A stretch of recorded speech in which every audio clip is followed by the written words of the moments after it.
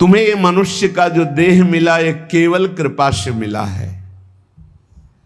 विशेष कृपा ये हो गई कि मनुष्य देह में तुम्हें सत्संग मिल गया। नहीं, कितने लोग हैं इस समय, कितने लोग सत्संग सुन रहे हैं? विचार करके देखो। 135-40 करोड़ जनसंख्या हमारे भारत की ही है। कितने लोग हैं? 1500 लोग होंगे, 2000 होंगे। कितने लोग सुन रहे हैं? कितना अहोभाग्य है। इस समय हम भगवत चर्चा सुन रहे हैं यमुना जी के पावन पुलिन पे बैठकर। यही यमुना प्रवाहित होती थी। ये पुलिन है जहां पर बैठे हो, यमुना जी की धारा यही बहती थी परिक्रमा मार्ग में। कालीदय में देखो सीढ़ियां बनी हुई, यहीं से यमुना जी, ये कालीदय जो कुंड है ये यमुना जी का ही किनारा है जहां आप बैठे यमुना की धारा में। अब यमुना जी थोड़ा साइड में हो गई। हमें वृंदावन में प्रिया प्रीतम की महान कृपा भरे सत्संग सुनने को मिल रहा है। ये विशेष कृपा। इस पर भी विशेष कृपा कि हमारी बुद्धि भजन करने के लिए, सब कुछ त्यागने के लिए तैयार है। विशिष्ट कृपा। हमारी बुद्धि अब कह रही कि छोड़ो सब कुछ, भजन में लगो, भजन में लगो। इस सुअवसर को हाथ से मत जाने देना, नहीं तो कृपा का अपमान करने वाला केवल पछताता ही पछताता है। ये अहेतुकी कृपा हो गई है। तुम बड़े भाग्यवान हो अगर तुम्हारा मन श्री प्रिया प्रीतम के भजन में लग रहा है, तो तुमसे बड़ा कोई राजा नहीं है। दुखी मत हो। और जिनका भजन में मन नहीं लगा, भोगों में लगे, उनसे बड़ा कोई कंगाल नहीं। चाहे कोई कितना भी बड़ा धनी जमींदार, चाहे जितना बड़ा पदाधिकारी हो, यदि भगवान से विमुख है, धर्म से विमुख है, अधर्माचरण करता है और खूब ऐश्वर्य वैभव, तो उससे बड़ा कोई भिखारी नहीं, क्योंकि हाथ में कुछ नहीं लगेगा पाप के सिवा। आज तुम्हारा वास कमजोर है, तुम्हारे खान पान की व्यवस्था कमजोर है, तुम्हारा कोई साथ नहीं दे रहा है, संपत्ति भी नहीं है, लेकिन तुम प्रिया प्रीतम का नाम जप कर रहे हो, तो कह रहे तुमसे बड़ा कोई राजा नहीं है, तुम बहुत बड़े धनी हो। देख लेना समय पर जब ये फसल अपना रंग दिखाएगी। भजन में तुम्हें कुछ त्याग करने के लिए हम नहीं कह रहे हैं। तुम जो काम करते हो धर्म पूर्वक करो, जो काम करते हो प्रभु को समर्पित कर दो, और नाम जप करते रहो। शरीर को सेवा का साधन बना दो, मन को सुमिरन में लगा दो। आप देख लेना, अगर अहंकार नहीं करोगे तो तुम्हारा बेड़ा पार हो जाएगा।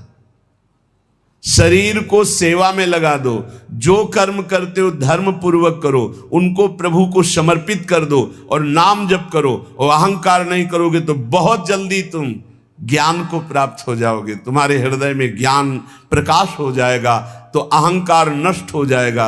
अहंकार नष्ट होते ही भगवत तत्व का बोध हो जाता है।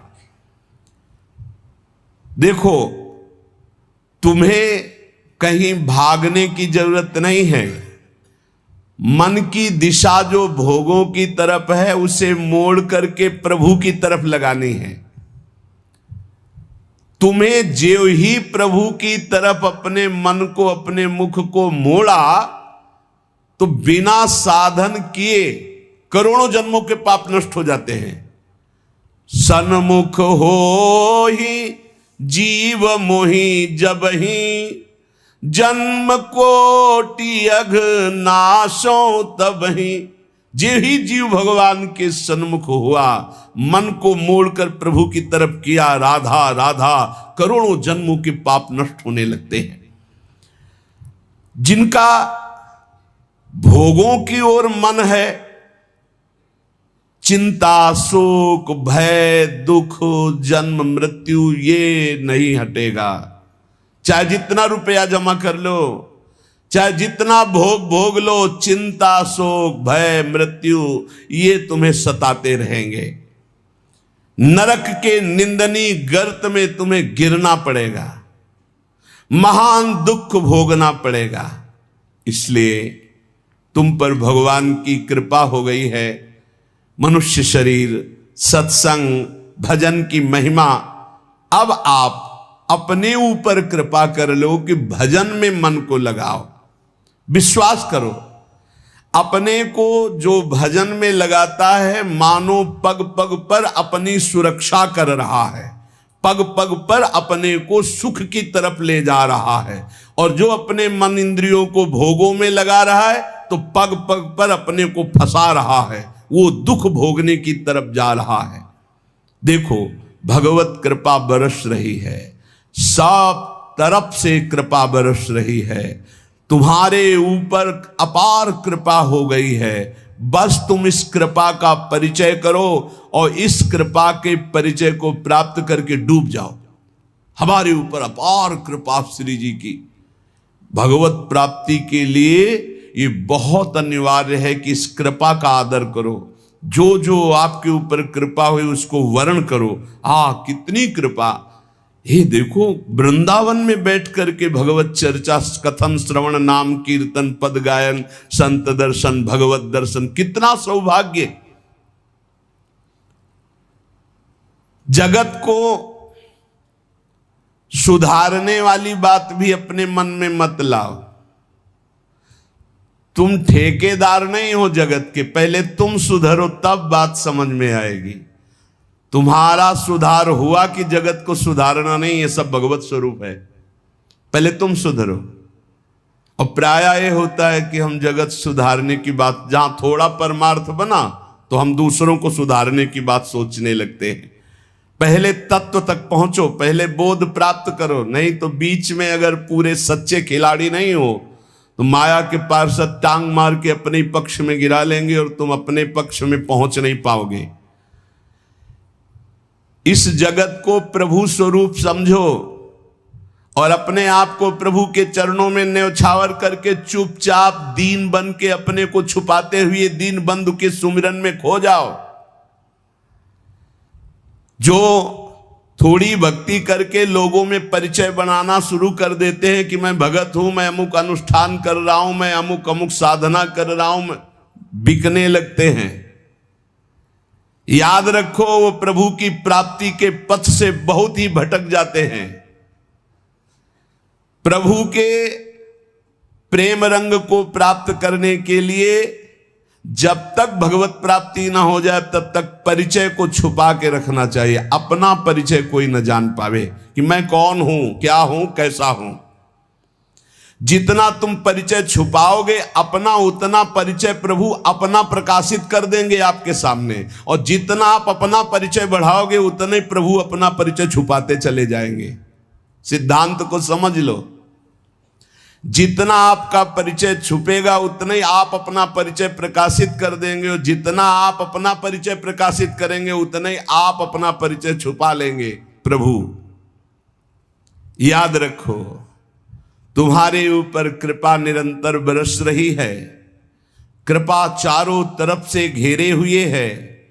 कोई क्षण भी ऐसा ना जाए जिसमें तुम कृपा सिंधु प्रभु का विस्मरण कर दो। स्मरण परायण रहे, एक भी क्षण स्मरण के बिना ना जाए। कोई भी क्षण ऐसा नहीं जिसमें तुम विस्मरण करो।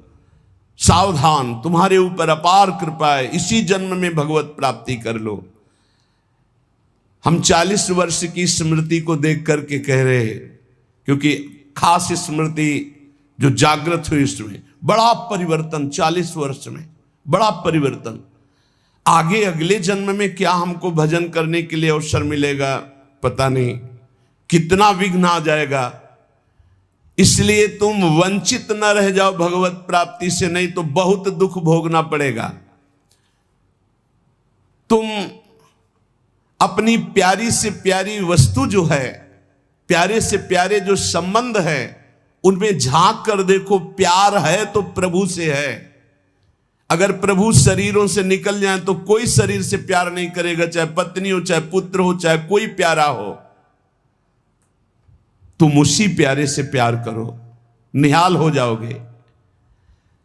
सचमुच विश्वास करो, वो सामने नहीं आ रहा पर वो छुप छुप कर आपको बहुत प्यार कर रहा है।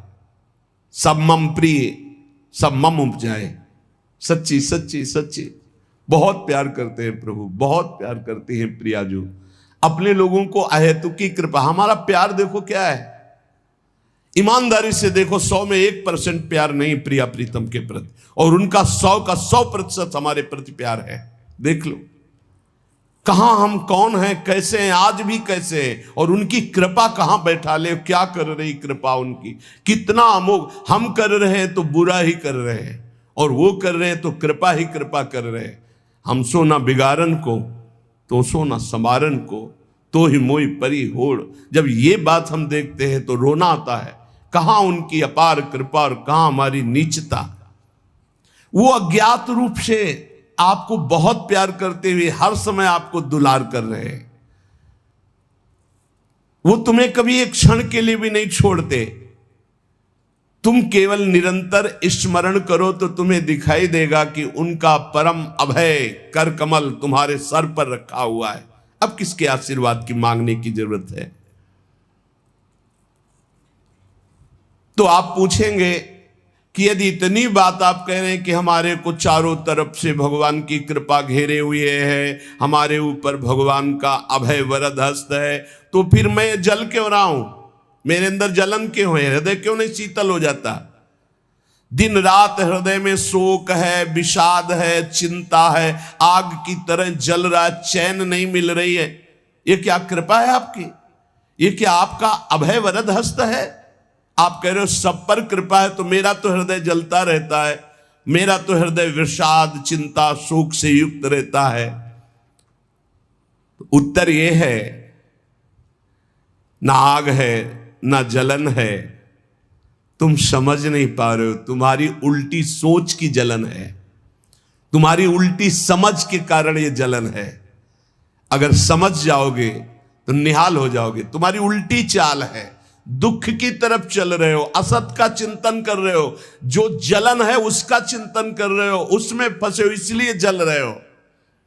क्या होगा? इतनी संपत्ति से क्या होगा? इतना हो जाए तो आज तक कोई ऐसा मिला हो कि हाथ उठा के भगवान से कह दिया हो कि बस अब मत देना, संपत्ति हमारे लिए पर्याप्त है? कभी नहीं। 100 तो हजार, हजार तो लाख, लाख तो 10 लाख, 10 लाख तो करोड़, करोड़ से अरब, अरब से खरब। कितना मर जाओगे, एक चवन्नी तुम्हारे हाथ नहीं जाएगी, 25 पैसे हाथ नहीं जाएंगे। बस ये सोच तुम्हें नरक ले जाएगी, तुम्हारी दुर्गति कर देगी। यही तुम्हारे जलन का कारण है। जलन का कारण भगवान नहीं है, जलन का कारण और कोई व्यक्ति नहीं है। जलन का कारण आपकी सोच है, आपका चिंतन है, आपका भाव है। इसी भाव को, जो मलिन भाव है, भगवत भाव में लगा दो, अभी आनंद में डूब जाओगे। आपका चिंतन। 2 ब्राह्मण बैठे हुए थे पास,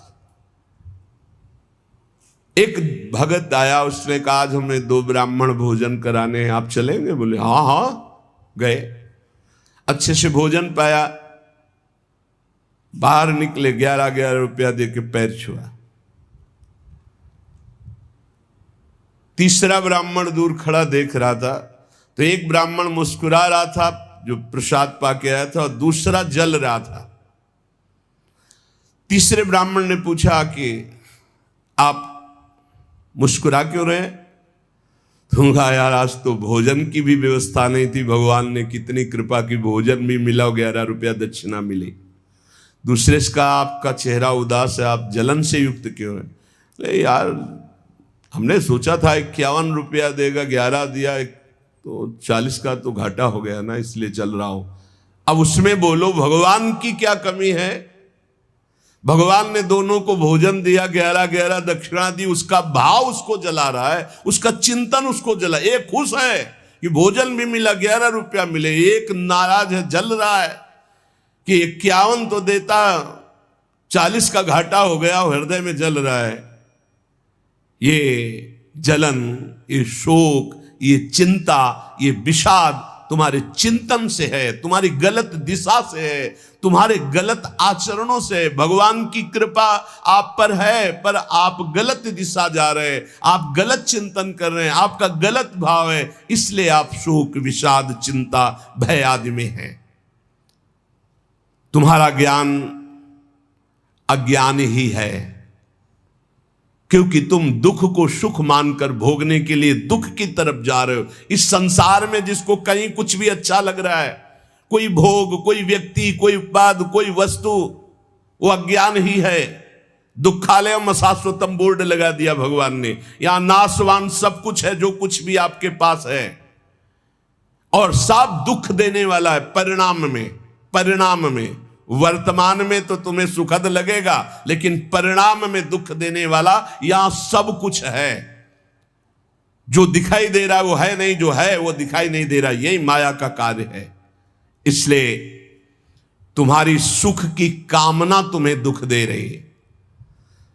तुम्हारे हृदय में जो ये भाव बैठ गया है कि हम रुपया से, पद से, भोगों से, नाना प्रकार की सामग्री अगर हम मन चाहे मिल जाए तो मैं सुखी हो जाऊं, कभी सुखी नहीं होगे। अगर मिल भी जाए तो कभी सुखी नहीं हो सकते, क्योंकि तब लग कुशल न जीव को, सपने हु मन विश्राम, जब लग भजत न राम को, शोक धाम तज काम। जब तक शोकों के धाम कामनाओं का त्याग कर भगवान का भजन नहीं होगा, तब तक शांति नहीं मिल सकती स्वप्न में भी मन को। ये जो सृष्टि दिख रही है ये ऐसी है नहीं, ये अविद्या के कारण दिख रही है। ये ब्रह्ममय है, ये भगवत स्वरूप है। भगवान गीता जी में कह रहे हैं वासुदेवा सर्वमिति स महात्मा सुदुर्लभा। जो महान आत्मा ऐसा देखता है कि सब भगवान, केवल भगवान, पूरे के पूरे भगवान, मत्ता परतरम नान्यत किंचिद अस्ति धनंजय, किंचन मात्र कुछ और नहीं, वो भगवान की कृपा से परमानंद में डूबता है। चलो, यदि तुम नहीं सुधर सकते, नहीं छोड़ सकते, तो जो होता है होने दो, तुम नाम को पकड़ लो। तुम्हारे रोकने से न मन रुक रहा है, न इंद्रियां रुक रही, न बुरे आचरण रुक रहे हैं। छोड़ो, रोकने की बात छोड़ो, पकड़ो, नाम को पकड़ो। राधा राधा राधा। अपने आप घृणा ना हो जाए तो हमसे बता देना, अपने आप घृणा हो जाएगी, पक्का हो जाएगी। बड़े बड़े विषयी पुरुषों को ऐसी घृणा हुई कि जीवन में लौटकर कभी भोगों की तरफ नहीं देखा। जीवन में लौट करके ऐसे आसक्त भोगी पुरुष, और जिस समय नाम का कृपा प्रसाद चढ़ा तो लौट करके नहीं देखा उन भोगों की तरफ। तुम तो बस अपने मंगलमय प्रभु के चिंतन में चित्त को जोड़ दो, फिर देखो कैसा परिवर्तन होता है। तुम किसी स्थिति की खास कल्पना मत करो, निश्चिंत हो जाओ।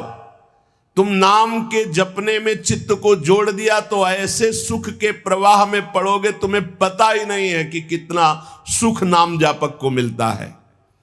अगर नाम जप नहीं करोगे तो तुम्हें पता है तुम सुख के लोभ में ऐसे भयानक जगह गिरने जा रहे हो जहां से तुम्हें केवल हरि बचा सकते हैं, दूसरा नहीं। बड़ा सुंदर दिखाई दे रहा है, बड़ा लुभावना सुखद दिखाई दे रहा है, लेकिन भगवान से विमुख होकर जब इसको भोगने जाओगे तो ऐसा फंस जाओगे कि निकलना मुश्किल हो जाएगा। संसार एक ऐसा सुहाना दलदल है जिसमें जानबूझ के जाके फंस जाया जाता है। दलदल का मतलब होता है ऊपर से एकदम सूखी पपड़ी, ऐसा लगता है कि बिल्कुल आप थल में आराम से चले जाइए, कहीं कोई परेशानी नहीं, और जो ही गए सो गले तक गए, एकदम रबड़ी जैसा वो मिट्टी होती, धंसते चले जाओ। ऐसा दुखद, ऐसा चिंता, शोक, जलन वाला संसार इतना सुहावना बना है माया से कि जानबूझ करके हम इसमें कूद जाते और जलते रहते। चिंता, शोक, भय, ईर्ष्या, द्वेष, काम, क्रोध, लोभ, मोह, मद, मत्सर एक है। ये सब तुम्हें जला देंगे यदि नाम जप नहीं करोगे। इसीलिए हर प्रश्न का उत्तर नाम जप है, क्योंकि सब का बल नाम में ही प्रकट होता है। इस दुख से तुम कभी अलग नहीं हो सकते, ये दुख तुमसे कभी अलग नहीं हो सकता। ये जलाएगा जब तक भजन नहीं करोगे। इसलिए भजन करना सर्वोपरि बात समझ लो। अगर समझ में आ रही हो तो समझ लो, केवल इतना समझ लो, तुम नाम को पकड़ लो, नाम सबसे छुड़वा देगा आपको। एक जन्म स्वांग ही कर लो भक्ति का। झूठा खेले साचा होए, झूठा शुरू कर दो, कि हमारा भाव तो नहीं बनता, हमारी भक्ति तो नहीं, पर अब कहा है तो राधा राधा शुरू करते हैं। झूठा खेले साचा होए, ये मार्ग ऐसा है, झूठे से बोलो राम कृष्ण हरि तो आपका मंगल हो जाएगा। जे ही आप नाम जपना शुरू करते हैं तो खास बात क्या होती है कि आपके जीवन की बागडोर स्वयं श्री कृष्ण ऐसे पकड़ लेते हैं जैसे अर्जुन के रथ की बागडोर पकड़ ली। अब वो आनंद की ही तरफ ले जाएंगे, आपको दिखाई देगा क्योंकि आपके नेत्र गलत है। जहां दुख है वहां आपको आनंद दिखाई दे रहा है, और जहां आनंद है वहां आपको दुख दिखाई दे रहा है। तो अब श्री कृष्ण आपकी यात्रा आनंद की तरफ करेंगे तो हो सकता है आपके नेत्रों में दिखाई दे कि दुख ही दुख है भक्ति में, लेकिन वास्तविक आनंद का मार्ग भगवान के चरणारविंद तक है। अगर इनके चरणों तक नहीं पहुंचे तो आनंद कहीं नहीं। आ ब्रह्म स्तंभ पर्यंतम सर्वम मायामयम जगत। विश्वास करो भगवान सत्य है, विश्वास करो भगवान नित्य है, विश्वास करो भगवान सर्वत्र है। तो भगवान सर्वत्र है, विश्वास करो तो भय किससे? एक क्षण के लिए भी वे तुम्हें नहीं छोड़ते, हर समय तुम्हारे साथ रहते हैं। ये बात कब जानोगे? जब नाम जप करते हुए विश्वास करोगे। भगवान तुम्हें बहुत प्यार करते हैं, वो सर्वशक्तिमान हैं। बस तुम उनकी तरफ मुड़ो, वो इतना देखना चाहते हैं। जो ही मुड़े तो सारी शक्ति लगाकर तुम्हारा कल्याण कर देंगे, और वो अपार शक्तिशाली है, फिर कोई आपको डिगा नहीं सकता, गिरा नहीं सकता। हम पुकारते नहीं हैं उनको। एक बालक विद्यालय की तरफ जा रहा था तो छोटा सकरा मार्ग था, तो एक पहाड़ के टुकड़ा करके गिरा, तो वो निकलने के लिए पूरी ताकत लगा के उठाया, फिर भी नहीं उठा। फिर और ताकत लगाया, नहीं उठा। फिर पूरी ताकत लगाया, नहीं उठा, और निराश होकर बैठ गया। उसका पिता देख रहा था, तेरी अभी पूरी ताकत नहीं लगी, तू मेरा बच्चा है, तेरी पूरी ताकत तो मैं हूं, मुझे पुकार। और आया और उठाकर बाहर फेंक दिया। बस हम में यही कमी है, हम बार बार माया से परास्त होकर हार कर बैठ जाते हैं, लेकिन अपने पिता को नहीं पुकारते। हमारे पिता सम्मम प्री सम्मम उपजाए प्रभु हैं, हमारा पूरा बल प्रभु हैं। अगर हम अपने प्रभु को पुकारें आर्त भाव से तो कोई भी माया का ऐसा रोड़ा नहीं है जो हमारे मार्ग में बाधा पहुंचा सके। विश्वास करो भगवान सत्य संकल्प है। विश्वास करो जब तुम उनसे मिलने का संकल्प करोगे तो तुम्हें कृतार्थ कर देंगे, पर हृदय से तुम मिलना चाहो। तुम उन्हें चाहोगे तो तुम्हारी क्षुद्रता, तुम्हारे पाप, तुम्हारे ताप, तुम्हारी कलुषित जड़ मति मन, ये सब निर्मल हो जाएंगे। यदि तुम उन्हें चाहोगे तो तुम्हारी दरिद्रता नष्ट हो जाएगी। तुम विशाल हृदय वाले परम पवित्र दिव्य चिन्मय मन से उन चिदानंद प्रभु का अनुभव करोगे। अतः तुम केवल उनकी चाह करने के लिए नाम जप करो, तभी ये चाह पैदा होगी, तभी ये चाह टिकेगी। तुम कृतकृत्य हो जाओगे, महान बन जाओगे। ये भिखारीपना छोड़ो कि तुम्हें कोई और सुख दे सकता है, नहीं। ये अनित्य नाशवान संसार में नाशवान भोगों में लगे हुए तुम्हारी मांग पूरी नहीं कर सकते। तुम्हारी मांग अविनाशी परमात्मा से पूर्ण होगी। अनेक जन्म व्यतीत हो गए, अभी तक परमात्मा से नहीं मांगा। बोले नहीं, हम तो कई बार मंदिर में मांग आए हैं। नहीं, ये मांग नहीं सुनी जाती, ये मांग नहीं सुनी जाती। हम तुम्हें बता रहे हैं मांग कहां से होती है। जब नाम जप करते हुए आर्त भाव से प्रभु से कहोगे, प्रभु मुझे पता नहीं क्या सत्य है क्या असत्य है, मेरा मन नाना प्रकार के भोगों को मांगता है, बस ये जीवन आपको समर्पित है, जिसमें हमारा मंगल हो आपका। अब ये मांग सुनी जाएगी। अब इस मांग में विधान बनेगा और आपका एक मार्ग खुलेगा भगवत शरणागति का, और आप दौड़ पड़ेंगे परमानंद के मार्ग में। ये भोगों की मांग मांगने वाले भगवान ज्यादा नहीं देखते। या तो उतना अनुष्ठान करो तो बात सुन लेंगे, नहीं देखते। ये सब मायाकृत भोगों की मांग तो कर्मानुसार शुभ कर्म के फल स्वरूप मिलेगी, ये बाजार है, ऐसे फ्री मिलने वाले नहीं। करोड़पति बनने के लिए तुम्हें साधना करनी पड़ेगी, तुम्हें अशुभों का नाश करके पुण्य एकत्रित करना पड़ेगा। और भगवान की प्राप्ति के लिए अगर आर्त भाव से भगवान को पुकारो, नाम जप करो, सब मंगल हो जाएगा। और भगवान मिल गए तो ये माया रचित संसार तो उनके एक संकल्प से प्रकट हुआ है। पक्का समझ लो, श्रद्धा करो या ना करो, हमारी बात को खुल के समझ लो। आप समझते हो मंदिर में जाए मांगे बात पूरी हो जाएगी, नहीं होगी, लिख लो। ऐसे खिलवाड़ नहीं है कि हो जाएगी। पत्नी की प्राप्ति करनी थी तो करदम जी ने 10,000 वर्ष तपस्या की, तब पत्नी प्राप्त हुई। आप देखो ना, कोई भी उपाय।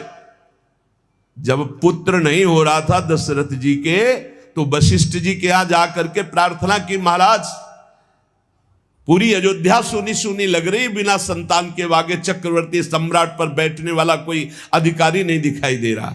तब श्रृंगी ऋषि वशिष्ठ बुलावा, श्रृंगी ऋषि को बुलाया, भारी अनुष्ठान किया गया पुत्रेष्टि यज्ञ का। और उसी यज्ञ में श्री भगवान के प्रादुर्भाव होने का संयोग बना, खीर प्रकट हुई और उसे विभाजित किया गया। 4 पुत्र हुए, भगवान श्री राम, लक्ष्मण, शत्रुघ्न, भरत जी। क्या अद्भुत तो अनुष्ठान भगवान ने ये दिखाया। आप इतिहास पढ़कर देखो, शास्त्र पढ़कर देखो, कामना के लिए तप किया गया है, कामना के लिए उस प्रकार के शुभ अनुष्ठान किए गए। और अगर निष्काम भाव से भगवान की आराधना करो तो योगक्षेमम वहाम्यम, मांगना नहीं पड़ेगा, आगे से आगे वो व्यवस्था करते जाएंगे, आगे से आगे व्यवस्था करते जाएंगे। हम तुम्हें कैसे बतावे, पग पग पर वो उनकी कृपा ऐसे बरसती चली जाती, कैसे कैसे बताए।